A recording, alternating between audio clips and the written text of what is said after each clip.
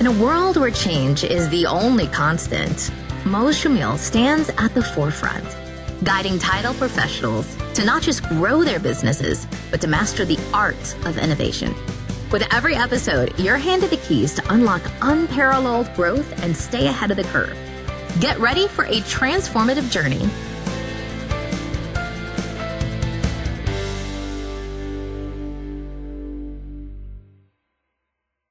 Hello, everyone, and welcome to the Total Agents podcast. Today, we're stepping outside the office and into the world of health and fitness to kick off this wonderful 2025 with a bang. If you're ready to boost your energy, sharpen your focus, and make this your healthiest year yet, you're in for a treat. Join us today, an incredible friend of mine, Coach Rami Odeh, a fitness expert with over 30 years of experience transforming lives. From tackling fitness myths to sharing the latest trends in health and nutrition. Rami's insights will inspire you to take charge of your well-being. So grab your headphones and let's start the journey to a healthier, stronger you. Let's go. Welcome, Rami. All right. Good to see you, Mo. I'm excited. We're all going to work out for 2 hours. Welcome, Coach Rami. Yeah. We're just going to do a workout for 2 hours, right? Is that what we're doing Let's today? go. How many push-ups? Let's do it. Let's kick off this podcast. Can you share, in the year 2025, can you share your personal fitness journey and what inspired you to transition from endurance sports to strength training? I love it. So how much time do we have, Mo? Can I do this in 7 hours or, how long are we going to go? As long as it takes. Health is very important. Energy and fitness is the key. Love it, man. Yeah, it's been a passion of mine for a long time, ever since I was a kid. As a kid, I raced semi-professional motorcycles, motocross for a long time, and I got into fitness to kind of make that better, like to become a better racer. And that kind of morphed from there, got into running, absolutely hated running, which is integral to my story because I ended up becoming an ultra marathoner, which is pretty crazy. Used running to become better at motocross. Then I really got into running for itself.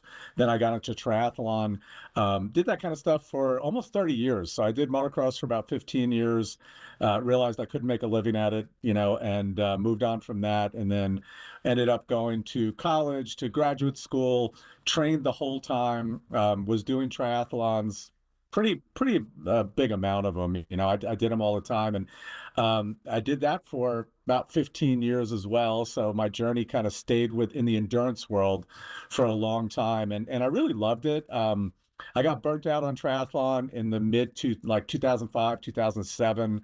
I don't know why. I'd only done about 250 of them. So why on earth could I have gotten burnt out, right? So I ended up, I did a lot of short races, did some half Ironmans, did an Ironman. And again, absolutely loved it while I was doing it. It really fit what I needed at the time, which was kind of getting away. And I got into kind of off-road running at that point. So I really kind of wanted to get away from the roads. I wasn't into biking in busy Atlanta anymore. And we've got beautiful trail systems here. And I got into that. And of course, once I realized you could hike off-road, then I got into running off-road. And then I realized there was a whole world around that as well, which I didn't know anything about at the time. So found out you can run half marathons and then eventually pass the marathon distance, which I didn't even know existed back then, which is an ultra marathon. So got into that and ironically did that for 15 years. So I did a ton of those, worked my way up to the 100-mile distance. Wow. Ended up, doing, I did one 100-miler, promised my wife when I was done I would never do it again. Ran for 27 hours straight and finished that, felt good about it. And then, probably around 2021, again, I have sort of this 15-year life of my athletic pursuits. And so right around 15 years of doing that, kind of got burnt out. Always loved weightlifting, had always lifted weights, but never really focused on it. And I decided to really do something that I'd always wanted to do, which was transform my body. I've always wanted to have a bodybuilder's build, but I also wanted to do marathons. They don't fit. Right? Like there's not many, you see guys crossing the finish line of marathon, they don't look like a bodybuilder, right? So I didn't give up on cardio. I just changed it to just hiking and stuff like that. And then really focused on bodybuilding. And I did that to be in the best shape of my life on my 60th birthday. So I started training really hard on my 59th birthday. And on my 60th birthday, I did a professional photo shoot, gained about 20 pounds of muscle in 1 year, ended up doing a photo shoot, got my body fat down in the single digits, and kind Wow. of proved that it could be done, right? Just And a really six did pack, right? yeah, I had a six That's pack. Yeah. I don't know. Do the photos show up on here? Let's see. There you go. we'll So, share.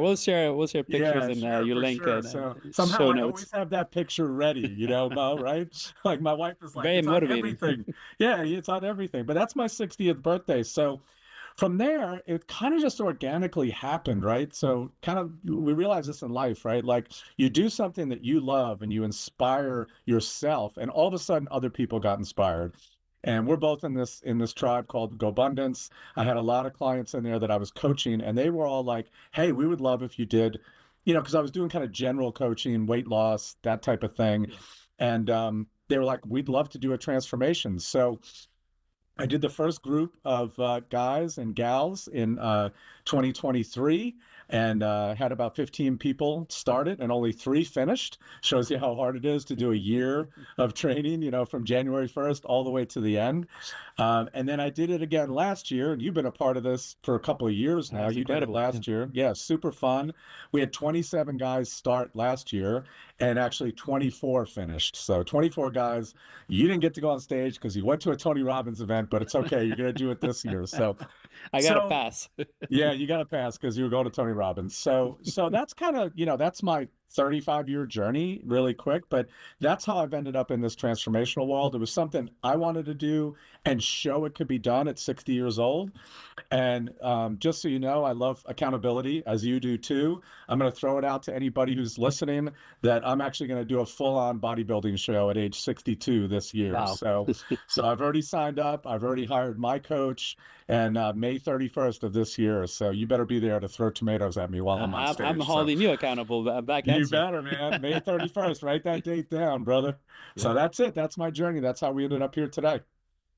So, how has your dual background in industrial psychology and exercise physiology influenced your approach to coaching clients? Awesome. That's the first time I've had that question, Mo, and I've done a lot of podcasts. Way to go, brother. It's funny. I think I use my psychology degree more than my physiology degree. So I originally went to graduate school for industrial organizational psych. I wanted to basically start my own kind of industrial psychology consulting firm was my goal. I worked in corporate America for a total of 3.5 years. As you know, I'm unemployable, just like every other GoPro. So couldn't handle it. Went back to graduate school for what I love, which is exercise science. And I've been doing that ever since. And I will tell you that, as you know, it's not knowledge that people are missing. It's accountability, motivation, and mindset. And that's where the psychology really comes in. So that blend of having that mixed, kind of educational background was super important. And in having a successful, I owned a gym for 20 years. I have been a personal trainer for 32 years. I've been a coach now, virtual coach since COVID started, like every other coach in the world. Do everything on Zoom like this. And it's been incredibly powerful because I tell people all the time, especially my kids, right? They have more access to knowledge than any generation in history, right? There isn't anything you can't look up now. I mean, you're not quite as old as me, but you probably remember encyclopedias, right? We used to have to look shit up or go to the library and, and do all that stuff. And you can just have it all on your phone right now. But how you use that knowledge, that's where a coach comes in. And that's where the psychology really, really comes in handy. Yeah. Yeah. Awesome. Yeah. What are some common challenges people face when starting a fitness journey, and how do you advise overcoming them? I think the biggest challenge, and you probably know this as one of my clients, is determining your why, right? I talk about this a lot with new people that they all come to me for the how, right? Everybody is like, how do I do this? How do I, eat the right amount of food? How much food do I eat? How much exercise do I do? And again, that's all out there. The thing that people can't determine is the why behind it. What is the real reason you want to get in shape? For me, like doing that transformation challenge, I had my whole life wanted to have a bodybuilder's physique. It had been something ingrained in me since I picked up my first muscle and fitness when I was 12 years old, right? Looking at Arnold Schwarzenegger and all the old heroes. And it's always been there. And I've never fully given myself to that. I've always tried to do everything, which you can't do everything and be successful at any one thing, right? And so the biggest challenge I find is that without that powerful why, most people last about 3 months with an exercise program. They start out, 2 weeks from now, January 1st. This year it'll be January 6th because that's the Monday, right? Nobody will start on a Wednesday. And, they start out and they do great and they crush it and they're trying to get 8 hours sleep and they're working out every day. And then after about 8 weeks, they quit. And the reason is they don't have a powerful reason to get out of bed, And then I hate the gym for the January. It's the worst time to go to the gym. It's so packed. It's the worst. But in 3-4 weeks, then it empties up in February. Yeah, and it's all the same people you saw in July. They're all back there, right? Yeah. So I try to really drive into that to people. And when I see people struggling, like if they're doing good and they back off, we go back to that. Like, what is your why? Maybe your why has changed, right? Your why when you're 18 years old, like, let's be transparent. The 18-year-old guy, it's looking good at the beach and meeting girls, right? Yeah. When you're 62, married, 2 grown kids, like for me, it's like functional. Yes, I want to look good. I still want to look good, but that is not the biggest driver. It's feeling good and being healthy and hopefully being around for my grandkids. And these are powerful reasons that when that alarm goes off and you don't want to go to the gym at 5:30 in the morning, you have that reason. And that's the biggest thing. The other thing I see people doing, and I see this in GoBundance more than anything, is the shiny lures. Everybody's looking for, oh, look, fasting's a good thing to do. Oh, cold plunge. Oh, sauna. Yeah. The fads, right? None of those things are bad. They all have a place in your whole fitness regime. Problem is people ignore sleep and weight training and cardio and a proper diet, like the foundation. They don't do that, but they're like, what if I do NAD injections? Will that make me stronger? And I'm like, actually, lifting weights will make you stronger. NAD can help on top of everything else. But, I just had a new client, literally this happened yesterday. And we're talking about the basics, which is like tracking your food and letting me see what you eat. And he's like, well, what if I just drink 20 cups of green tea a day? I saw that on the internet. I'm like, oh my God, this is going to be not sustainable. It's sustainable. Yeah. And it's not the foundation, right? Yeah. So I think with all this stuff and with social media and we're getting bombarded with all this stuff, we get dragged into these shiny lures instead of focusing on the foundations. Now, if you're doing all the foundations, right? And Mo, I know you do, like you follow what I tell you to do. You're doing the workouts no matter what. You're following the diet. And then do what I'm told. Hey, do what you're told, right? Yeah. But then like you say, hey, I went to the doctor and my vitamin D is low. Great. Let's get your vitamin D up. That's not going to change you specifically, but it's important to do it, right? But if you didn't do everything else and you just took vitamin D, you would just have a higher vitamin D level. You know what I mean? So I think that's probably one of the biggest problems I see, that people don't want to do the boring stuff. It's so much noise. It's funny, like the chat groups, the chat groups you and I are in, my God. and all the I just try to mute it because everybody's talking about what's the latest, whatever. But focus on the macros, focus on the foundation, nutrition, working out, and sleep. And you see me, I'll say that every single time, right? And I'll absolutely. say, you guys are so focused on the type of protein powder you're eating versus actually working out. Like, why are you doing this? It is frustrating to me. It's hard for me to leave that group because I want to help, but sometimes I have to turn it off, Absolutely. I can't You've emphasized the role of accountability in achieving fitness goals. Can you elaborate on strategies to maintain accountability, especially for busy professionals? Yeah. Well, that's the good news about technology, is that there are so many ways to stay accountable with all the apps and all the scheduling and all the calendars and everything you can put in. AI is only going to make that better, right? The AIs are going to remind you to get up and remind you to work out and all that. Now, I don't know how accountable I'm going to feel to an AI versus an actual human, right? I feel really bad when I talk to my coach. I don't know Will the AI make me feel guilty? They'll probably be that good within 5 years, So right? I named I named my GPT, so now Yeah. it's actual person in a way. Oh, good. So now you feel like you have to be accountable to your chat GPT. Yes, her name is What's Zena. its name? Her What? name is Zena. The Xena. name of my old dog. So I just call Oh, like I love Zena, it. and she picks up and starts talking to me. I'm like, I love it. It's like my car. She has an Irish accent. She yells at me when I'm driving too fast. So I think, and that's funny because, one of the things I do is I sell and I invest in fitness franchises, right? So, and a lot of people are like, well, what makes you guys different? And there's a lot of things that makes our franchise different. But I say, one of the biggest things we sell is accountability, meaning that you join a gym, it's $30 a month. They sign up all their clients in January, and 60% of those clients don't make it past March. But guess what? Most of them pay for a whole year because it's not worth it for them to shut it off for $30 a month, right? yeah, At our gyms, if you don't show up, we text you, we call you, we get you in. That is that's a awesome. really powerful thing. Yeah, because we What's the name of want your gym? people. It's called Alloy Personal Training. Got it. Yeah, and it's a fantastic franchise. We're all over the United States now, and so I'm invested in them, and I also sell them. And I say, look, we have the best training, we have a great environment, we have a really good model, and all that is important. But what's really important is that you actually get there, right?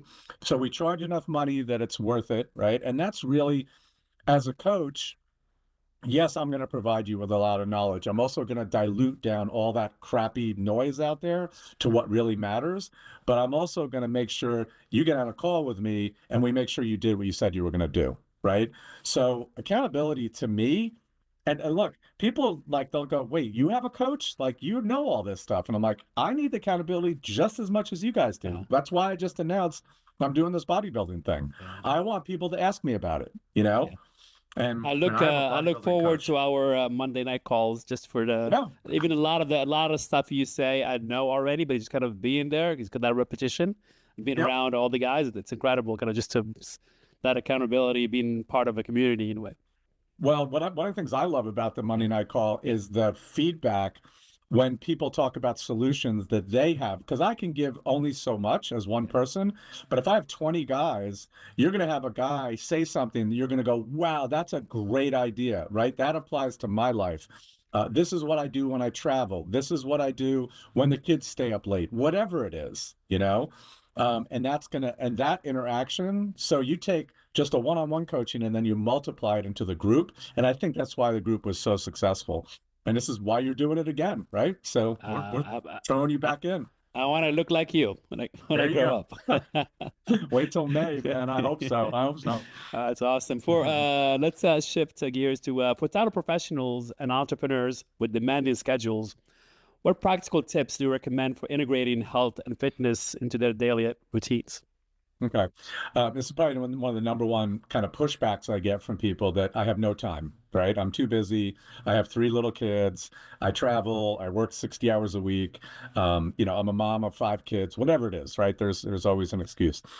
First of all, if your why is powerful enough, none of that will matter. You will make it happen. Yeah, it won't matter. I remember I went to my first ultra marathon I ever did. The guy that was running the race polled the audience the night before the race, and he said, how many people here think they can run 31 miles? Because that was the distance of the race. Okay. Everybody raised their hand. Right. And he said, how many people think you can run 50? Half the people. And then he kept going till he got to like 300 miles or something crazy. And like no one raised their hand. And he said, okay, now I'm going to rephrase the question. I've taken your family and I'm holding them hostage, and I'm going to torture them and kill them unless you run 300 miles. How many people can run 300 miles? Everybody raised their hand. In a very powerful, very powerful way to look at, if the why is big enough, you can do it. So that's the first thing you have to do. And then, and this is a huge mistake people will make 2 weeks from now, is people bite off way more than they can chew, right? I'm going to work out 6 days a week. I'm going to sleep 8 hours. I'm going to eat a perfect diet. I'm going to drink a gallon of water. And it's overwhelming, right? So I say bite size, start with what you can do. If you look at, I'm a big fan of Atomic Habits, James Clear's book. Yeah. I love that book. And he talks about getting people to go to the gym. The first thing he does is just have them get up and put their running shorts on. That's it. They do that for like a week. And it sounds like awful. Like, that's it? Like, you're getting no results from that. But you do something you know you can do, right? And then breaking down those kind of barriers there, right? Like when I used to swim before graduate school at 5:30 in the morning. I literally would go to bed with my swimsuit on because it was one less thing to do at 4:30 in the morning, right? And I had my banana and my coffee already made. Like I just got down all the barriers, I would knock them down, right? But I didn't start out like I talked about my athletic career, right? I did not start out running marathons and ultra marathons. I started out with a quarter-mile run, and I could barely do that. I've written a couple of books about it, and in my book, I say I could not run around my block a quarter mile without stopping when I started, right? And then whatever, 15, 20 years later, I ran 100 miles straight. So, but I didn't start there. And that's the big thing, is like finding something that gives you enough where you feel something from it, but not so much that you're overwhelmed. Does that make And sense? Yeah. I also want to add one of the tools I use, and not just me, but got with somebody else, and Yeah. it's literally the power of a calendar. Yeah. Like if it's for me, like if it's not on the calendar, it does not exist. Like 100%. as you plan your year, your quarter, your month, your week, your day, you have to build those fundamental blocks. Like my number one for each day is working out. Yep. Like literally, Same it's thing. first on the calendar. So Yeah. then you build your day around it. So for those people that Yep. say they don't have time, whatever. So it's all your why and your priorities. But if you put that as your number one block, then you start building your day around it. That's another way to Super kind of, good. it's very powerful leverage. Super good point. Yeah. And I find that like most people, they build their calendar and then if there's time, they'll exercise. Well, that'll never So, work. Especially if they're like, well, if after work, if I feel like it, I'll do it. No one feels like doing it after work, right? So most people do better in the mornings. But the only people that are successful after work are the ones that schedule it. Like most of our clients, like in our gyms, they don't even go home. They book the appointment on their way home from work. Because if they go home and sit on the couch or start playing with the kids or whatever, it's done, right? And so that's a really important point. And we do that. And now with all the apps and everything that yeah. reminds you, there's no excuse, you know? Yeah. Yeah. Let's shift gears to nutrition fundamentals.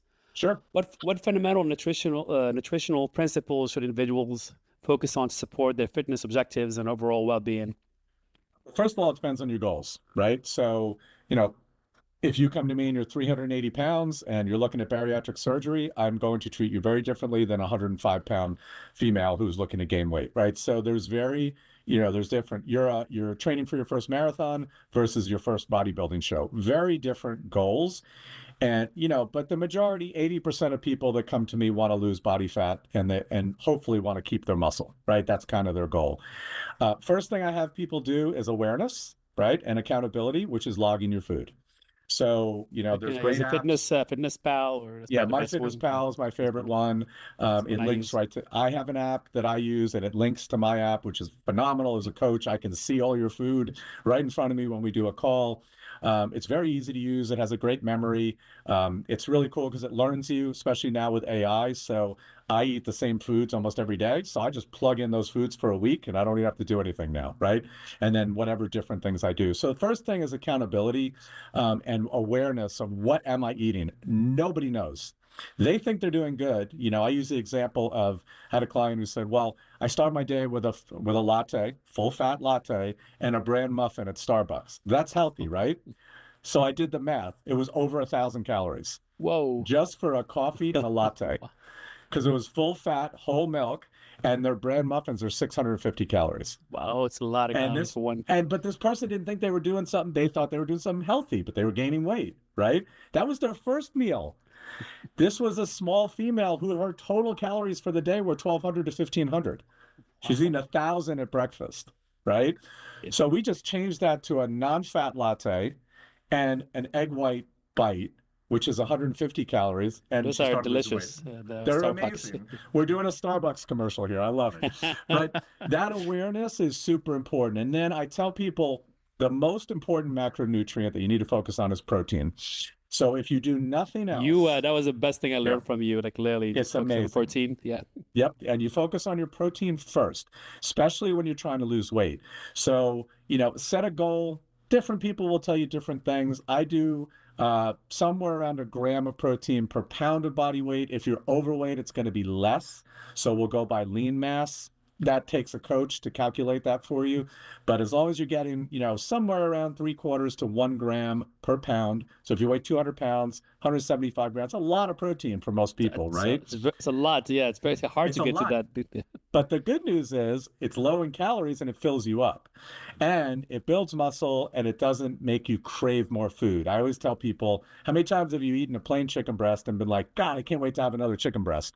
But get some potato chips or a bagel or, cookies or candy and you're off to the races, right? So protein first, and then there's tons of apps, there's tons of things online to figure out what is my caloric intake. A lot of people, getting back to what we talked about before, people focus on all these fad diets, right? There's nothing wrong with them. They all have a place, keto or carnivore or vegan or all these kind of specialty diets. What really matters is calories. And people hate hearing that. They hate hearing it. They want a magical. My brother, my whole family at Thanksgiving had this massive argument with me that if I just don't eat carbohydrates, I can eat as much as I want. I said, really? You can eat 8,000 calories of bacon and ribeyes and you won't gain weight. And they said, yes. I said, you're all just messed in the head. I can't believe you're my family, But the point is, like, yes, the good thing about low carbohydrate diets is they're so high in protein that you're full. Yep. Right? But calories matter. And so tracking your calories. So what I would tell somebody, like, even if they work coaching with me, they'd be like, what's your quick advice? I would say, get MyFitnessPal, track your food for a week and become aware of what you're eating. Then go in, and the calculator in MyFitnessPal is not bad at all. It'll give you pretty close to what you need. The other thing people do that's a huge mistake is they go for a 3-mile walk and their little watch tells them they burn 350 calories or 400, which is, first of all, is wrong. It's way overestimating it. And then they eat that amount. They go, well, I can eat 400 extra calories. It doesn't work that way. It just doesn't work that way. I don't count the caloric burn of exercise hardly at all for people, unless they're like a professional triathlete who's doing 6 hours a day. Then I have to adjust the calories. For most people, get your base calories and then look. If you're losing about 1% of your body weight per week, you figured it out. If you're not, you need to eat less.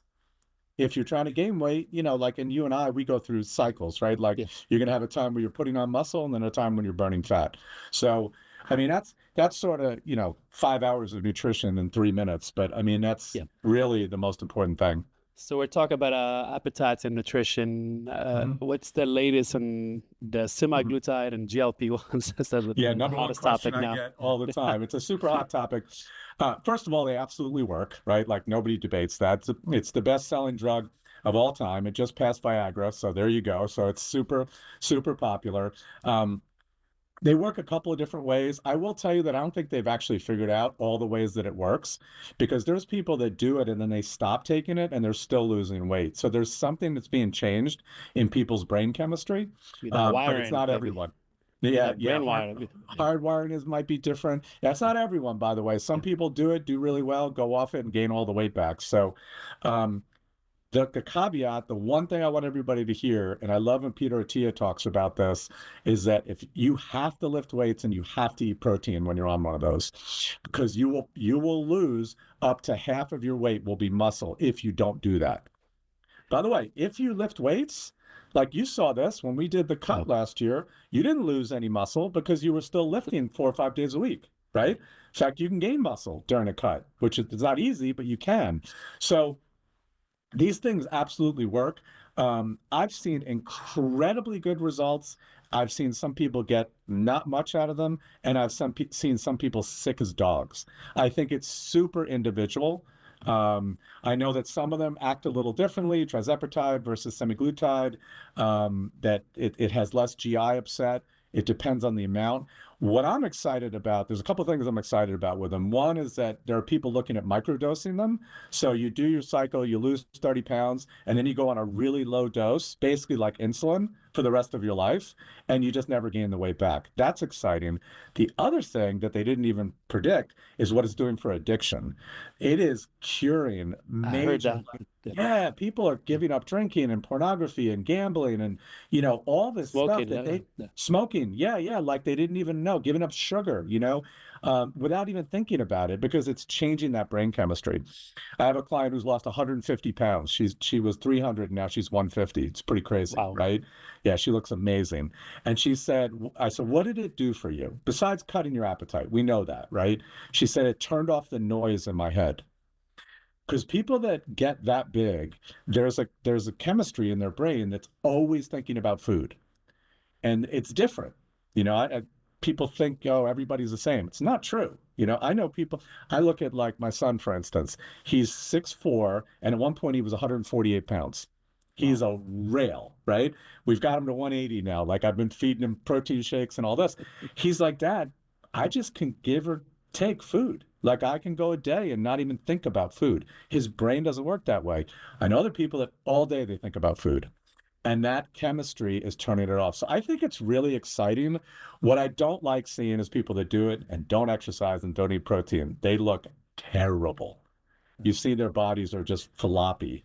There's one thing, you and I have said this term to each other, the skinny fat term, which is what I was when I was an ultramarathoner. Like in clothes, I looked fine, but with my shirt off, I had like no muscle definition. That's not a good look. It's also not healthy. It's healthier. Like if somebody weighs 250 and they get down to 180, they're definitely a healthier human, but I want them to have muscle as well. So, that's the issue. There's no reason why people can't lift while they're doing it. So, but yeah, it's popular. I think it's 1 in 8 people in the United States have done a prescription for it. Is that crazy? Wow. Yeah. So how can let's talk about aging and fitness. Sure. How can individuals adapt their fitness routine as they age to ensure longevity and prevent injury? Most important, injury. Well, I have a little different take on this because I'm kind of messed up in the head, but I don't think you should change as you age. Now, I think you should be aware that I'm not deadlifting as heavy as I did when I was 20, that's 62, right? Yeah. But that doesn't mean I couldn't. In other words, like if that was my goal right now, if you said to me, Rami, I don't think you can deadlift 500 pounds. I would say, Mo, in a year, I'm going to deadlift 500 pounds. And I know I could do it, right? But I would focus on that and I would really do that. I think what happens is when people age, they start to use that word can't. And I hate that word. I don't mind won't. Like, I won't drop out of an airplane. I could. I just have zero desire to do it. Like the risk doesn't, the reward doesn't work for me, right? But that's not to say that it's not a cool thing to do. So I think we should, as we age, we should definitely be respectful of what happens.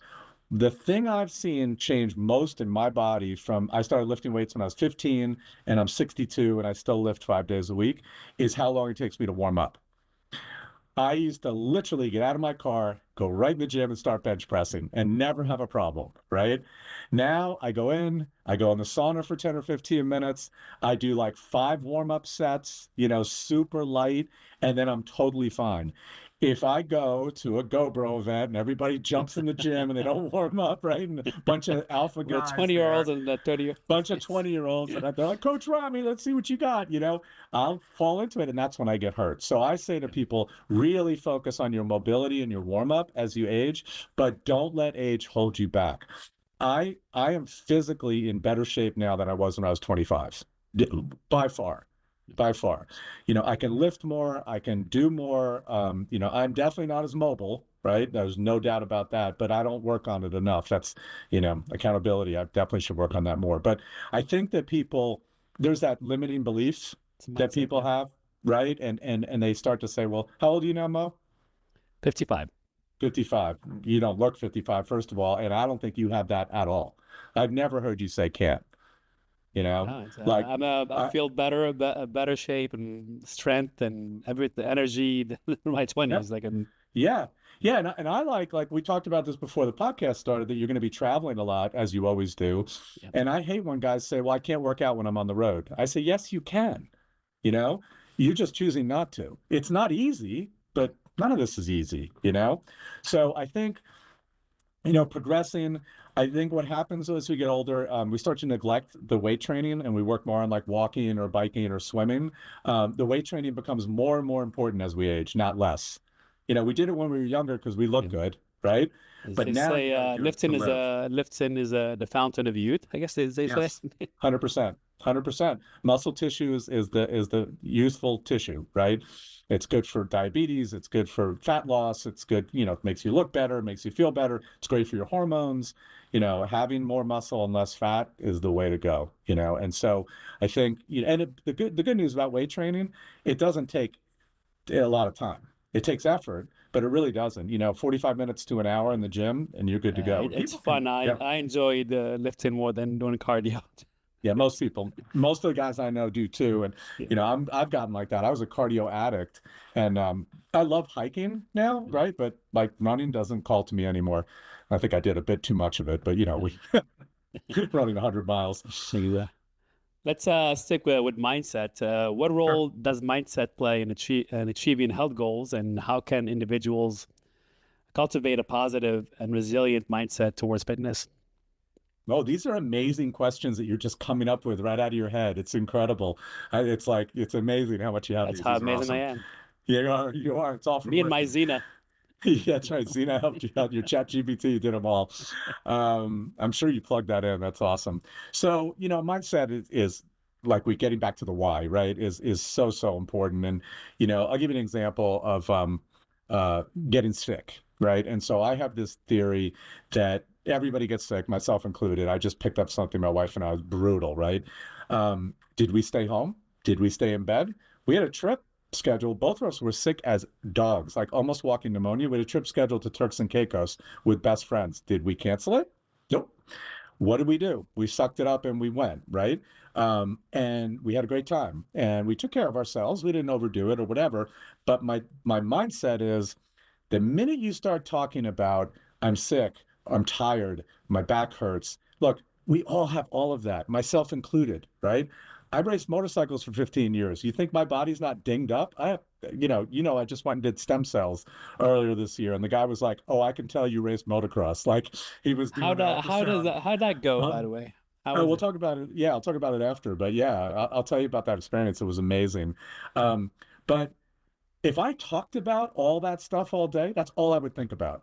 So my takeaway for your listeners is if you can do this thing where I call it don't give it energy. Like like if I coughed right now, you'd say, "Oh, are you sick?" I'd say, "I'm great." Even though I know I'm dealing with something, right? Because if I said, "Yeah, I'm sick," all of a sudden I would feel my shoulders would roll forward, I would feel bad. But if I say I'm fine, I'm fine, What is it, the Navy SEALs? They say, unless the bone's sticking out, you just keep going. But yeah, so getting back to that, like, just to take a tangent, I'm not a big surgery guy, and I've had tons of injuries, mostly from motocross and some from, ultra marathons and triathlons and stuff. And Brett in our group that is connected to a group down in Costa Rica that does actual stem cells. They're not legal in the United States to do live stem cells. You can do PRP and things like that, which aren't bad. They're just not the same Not the level. same. Yeah. No. And I'm going to tell you, so I've been really, really blessed. Having been a runner since I'm 15, this is really ironic. I never had knee pain until I stopped running. Isn't that weird? Wow. Yeah, and who knows why, right? Maybe the running was holding me together or something, but I started to develop horrible knee pain like about a year ago, to the point, and I never told anybody this, nobody knew it. I used to have to use a railing to pull myself up the stairs. And what got me, Mo, and we were talking about mindset, I was playing pickleball with my kids, and both of them said, "You're moving like an old man." That was it. Because I was kind of shuffling, because my knees hurt so bad. So I talked to Brett. I said, "We got to do something, man. I don't even want to get an MRI. I don't want to know what's going on. Let's let the stem cells fix it." Went down. I ended up doing 6 different areas in my body because, when they ultrasounded, they found a bunch of stuff and I had a ton of pain other areas. My knees are 100% pain-free. Wow. And it was a torn meniscus in one and a torn ligament in the other. I'm going to go back down and redo the ultrasound, and I'm going to show the comparison on our Facebook group of my knees 1 year apart. So I'm super excited. So really, really cool way to let your body heal itself, Yeah. Yeah. And was another fun. thing I would like to add as far as mindset, you know how we spend more time in autopilot, Uh-huh. but it's how we're wired. Like we're not conscious majority of the time. right? So Very we true. want to kind of be more intentional with our when we're in autopilot by setting up little steps or putting stuff on the calendar. So when you're autopilot, you're still doing stuff that kind of still take you to your goal versus kind of just drifting away. Then all of a sudden the day is over and you forgot to work out. Yeah, Just I love it. literally set yourself up with success by scheduling things and making things a lot simpler and stuff, kind of just incremental kind of progression versus. Yeah, I call that proactive instead of reactive, right? So I think we go through a whole day in a reactive mode. Yeah. We wait till there's catastrophes Yeah. instead of trying to get ahead of things or planning. And the working out is a great example. Or nutrition. Like people will say, oh, I got really, really hungry and I was driving and I Yeah. saw McDonald's. Well, had you had a protein bar with you or a Exactly. protein shake, which is so easy, right? You want to just grab fruit or that. whatever it may be, yeah. Whatever, Snacks, something healthy where, and I pre-prep all my food or I do meal service, right? Like I do this all day. I'm either on calls or on Zooms. So I do a lot of liquid calories. I do a lot of protein shakes. And then when I have a break, the meal's already made.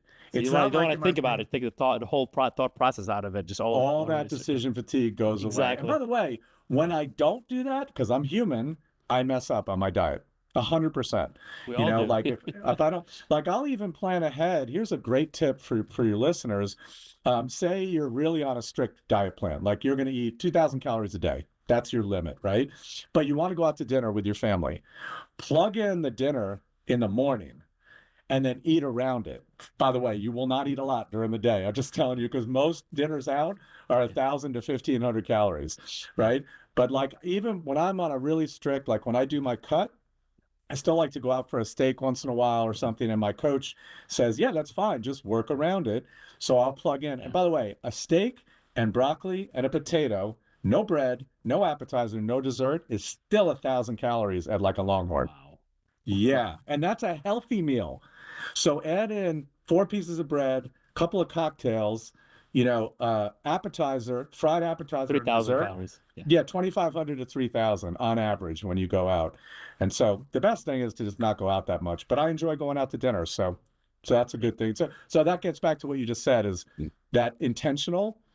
Okay, I know I'm going out to dinner. And boy, a lot of times you'll do that and you'll say, oh, I wanted to have pizza tonight. It's not worth it. I could have like 2 slices, and that's, one slice of pizza at our local place is 450 calories. So it's the most depressing Zoom you've ever done for your people. But that's real. That's real. It's real. We kind of like it's as long as you just kind of take it's real, then you work around it. I think wrong with it, a pizza or 2 pizza or 10, whatever it is. Yeah. But don't go past it. Just plug it in and work around it. Like the rest of the day, if you want to eat healthier snacks or whatever.